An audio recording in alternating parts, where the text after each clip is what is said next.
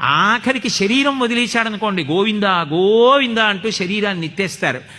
వెంకటాచలంలో భక్తులందరూ గదుల్లో ఉండగా ఎంతకీ తలుపులు తీయట్లేదు అనుకోండి, అసహనాన్ని ప్రకటించవలసి వస్తే గోవిందా గోవిందా గోవిందా గోవిందా ఆ వ్యగ్రత కనపడుతుంది ఆ నామం చెప్పడంలో. ఆ తాళాలు పట్టుకున్న వ్యక్తి వచ్చి తాళం తీస్తున్నాడు అనుకోండి గదులకి, గోవిందా గోవిందా ఎంత సంతోషం.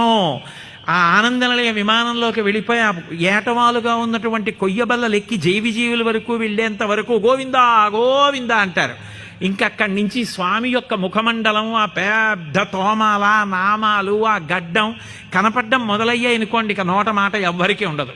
నిశ్శబ్దంగా వెళ్ళి దర్శనం చేసుకుని జీవితంలో వెనక్కి నడవడమే అలవాటైన వాళ్ళ ఒక్క క్షణం ఆయన్ని చూడకుండా ఉండలేక అలా చూస్తూ వెనక్కి తిరిగి వచ్చేస్తూ ఉంటారు. గోవిందనామం అనేటటువంటిది తెలుగునాట అంత ప్రఖ్యాతి పొందింది.